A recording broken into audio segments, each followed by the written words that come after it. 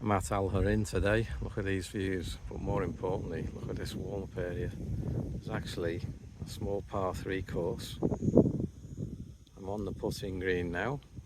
There's a chipping green there behind that bunker, and just to the right there is a driving range. Does it get any better than this? So I'm on the first tee now. These information boards are excellent. They're in meters and yards. I'm up here. So it's 184 meters to the start of that bunker on the left. If we have a look here, so we've got a par 5, 421 meters off the yellows. That's about 463 yards. Uphill, curves round to the right. So I've played here once before, and my notes say the greens were good, fairways were poor. Mountainous on the first 9, but the second 9 opens up a bit. Quite strategic, so I didn't hit many drivers last time. Let's see how we get on today. And after 2 hacks, I'm about 100 meters out, still uphill to the green. You can see the flag there in yellow. So when I played there last, the caddy master gave me a piece of advice. He said, only hit it where you can see it on the first 9. And this is the classic case. I'm on the second now. You can't see the green. 345 meters off the yellows, which is about 370 yards, and the shot is just right at that prominent tree there, and then it's steeply downhill after that. If you can get past that tree on the second fairway, this is what you face with the approach of the second. About 110 meters out here, quite a steep drop off, bunkers at the back of the green and to the left. The third was a par 3, all in front of you, playing 140 meters today, so about 156 yards. This is the fourth, relatively short off the yellows, 343 meters, about 380 yards, big dog leg around to the right. This is what it looks like. So anything right of that bunker with a bit of cut, hug the car path is good. On the 5th now, just look at the views. This is looking back off the tee. As we come round, the 5th's another par 3. It's 111 meters, which is about 121 yards from the yellows today. The flag's actually hidden behind the bush if you stand on them between the tee markers. And there's a bit of help on the right hand side there. There's a bank if you push your shot. We'll have a look at this green surround because it's a particularly nice one. So it's quite a step up before the front of the green. I have made the front edge, so I'm happy with my shot. Have a look at these fringes here. So that's the fringe, and then there's the first cut, if you like. The green side bunker, it's nicely raked. Edges are okay. 6th tee, par 5, big dog leg down the hill. To the right, 482 meters off the yellows on the cards, which is about 530 yards. But that is one hell of a drop. So I'm just going to hit driver between those 2 bunkers and hope for the best. It's about 240 meters to that left hand of those 2 bunkers, which is about 264 yards. It is into breeze, so I should be okay. Here's the landing area just short of those 2 fairway bunkers, and this is the view to the hole. Look at that. That is stunning. I'm still a long way out. It's still another 250 meters, about 275 yards away. That's 2 hits from here for me, hopefully. On the 7th tee now, just have a look at the condition of it. Not marvellous. The 7th itself, par 4, 296 meters, about 330 yards. Straight down, but there is a big camera on the fairway, you can see from right to left. So the ball's going to go left when it lands, and hopefully stop before the trouble. So I've negotiated that strong camber, and my ball is in the fairway. Just have a look at some of this grass here, don't have my ball. It's poor this side, it's better over there. 91 meters is the approach to the 7th false front. On the 8th tee now, let's just take in the views. Certainly don't get this in Yorkshire. So it's a par 5, dogleg around to the right and downhill once you reach the apex. Those pine trees directly ahead are 260 metres away, which is about 300 yards. So I'm going to aim at the right hand one of them. I will not reach or dismay.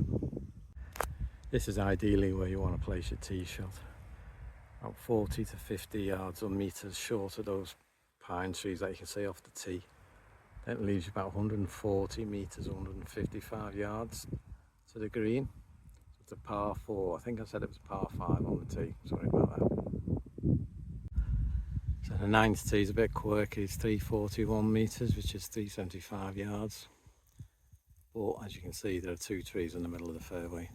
The right hand one's 150 metres away, and the one in the middle there is about 219 metres away, which is about 240 yards. So, tactic for me is hit driver straight at that second tree. So I've actually hit a decent drive straight on the fairway, not too long, and that's what I'm faced with. Tree right in the way. Flag is just behind the tree. Still got 140 metres to go to 154 yards.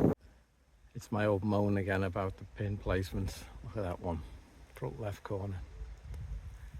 Anyway, it's an opportunity to have a look at the approach to the green. Very nicely cut actually, in that bunker over there. It's nicely raked, good edges. Unfortunately I'm in it. But you've got a good view here of a green and its surrounds, which has been pretty typical. They're pretty good.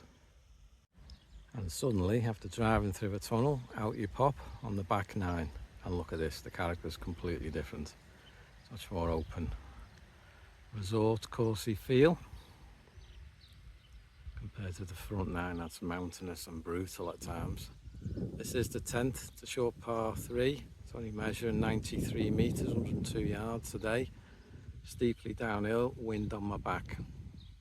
If you can find your way from the 10th green to the 11th tee, you're faced with a par 5, 477 metres off the yellows, it's about 530 yards. That little outhouse there, that's in play, that is about 230 metres. And then there's a bank that's going to push the ball further away from the hole, just to the right of it. On the 12th now, it's a par 3, 142 metres on the card today. 156 yards, so we can look at the quality of a par 3 tee with 18 irons. It's not brilliant between the markers. There are other areas of the tee which are better. And here we are, downhill probably 6 metres below me. Down breeze today. So I'm just on the back edge of this green. It's an opportunity while I'm walking here, have a look at the green itself. They're pretty good. They have been spiked. It is that time of year when they're maintaining them. You can see it's been hollow timed. Well, actually, they're rolling fairly well. They're a decent speed. And the look at the edges again. Some weeds here. Generally been okay. You can pull through them. There's a decent cut edge there towards the back of the fringe away from the green. All in all, fairly decent. Just a bit of encroachment there on this green. View from behind the 12th, very beautiful. You can see the flag again, front edge.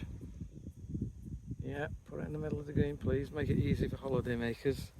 And here's the 13th. So it's 343 metres, about 380 yards. These down arrows here, these big ones, mean it's steeply downhill, less downhill. That fairway bunker there is probably just about in play. And we can have a look what it looks like. There we are. So anything just short left of that bunker in play. That's all that's needed. And this is the view from the landing zone. So there's no shot to try and take that bunker on. You must play short of that fairway bunker. The red marker there, 100 metres to the green, is in line with the fairway bunker. So knock one down here with a 5-iron or something. Leave yourself a pitching wedge in.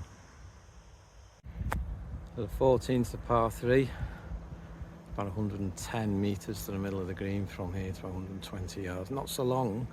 Can you see the flag? Nope. Nope, nope. Where's the flag? Well, it's right behind that tallest tree there. It's in the extreme right-hand corner of the green. It's ridiculous. So here's what the 14th, the par 3 looks like from just behind the green. There's the tee back there. And there's the flag right behind those trees. What's particularly important here is this green side bunker. Very nicely raked, good cut edge. All is good, but one thing missing, a rake. Now interestingly, there were also no rakes on the green side bunker on the 9th when I went in one. So that makes it a little awkward. Nice looking pond next to the 15th tee. The yellow markers are up today, actually where the blue should be. So it's a par 5, but it's only 405 metres, which is about 450 yards into the breeze. Sweeps round to the right. So that target line is just right of that fairway bunker. So when you get around the corner, it's the landing zone or approach to the 15th. Can you see that flag? Like on the edge of the world. Far back left as it can go. It's 200 metres from here. While I've got a minute on the fairway, let's have a look at the quality of the grass here. It's not great, really. It's a bit unkempt. This is the fairway, don't forget.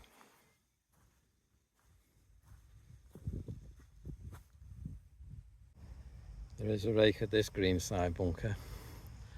Let's look at this view though. Look at that flag. Look at that mountain. 33 degrees today. A bit of a bargain of €56 including a buggy. That's a low season for you. Certainly beautiful on this side, on the back 9. The oleander are in flower. 2 or 3 ponds. There's one. This is the 17th tee shot. The water's not really in play. It's not a long hole. 280 metres off the yellows, about 310 yards. But there's a big camber on the bottom on the fairway, right to left. So your ball's going to gather near that fairway bunker, and then it's an uphill shot to the green. So a good shot there, a hybrid. I'm on the fairway, but we've got tree trouble right in the middle of the fairway. I've only got about 18 metres, about 90 yards. Hopefully I can hit a full lob wedge straight over that tree. Yeah, and so the last tee. Par 5, 505 metres, that's 555 yards. Big pond on the right, thank you Sevi. That is in play.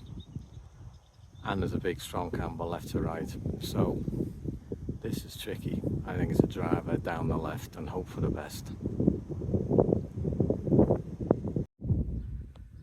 Behind the 18th green now, just finished my round. There I mentioned the pin position on the 18th, or was that getting boring? Anyway, I've enjoyed the round overall. There's 2 contrasting halves. The first 9's pretty mountainous, winds in and out of trees, up and down hills. The second 9 is a bit more like parkland, ponds, much more wide open, completely different.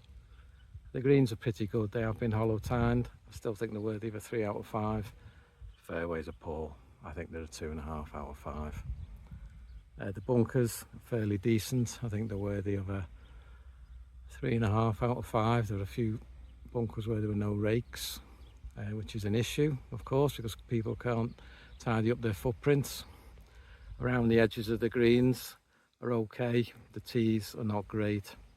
I think the other areas will be a 3 out of 5 as well. Good value, as I say, €56 today, including the buggy. If you're over this way, I think it's worth a game. But I wouldn't drive an hour like I've done for another game.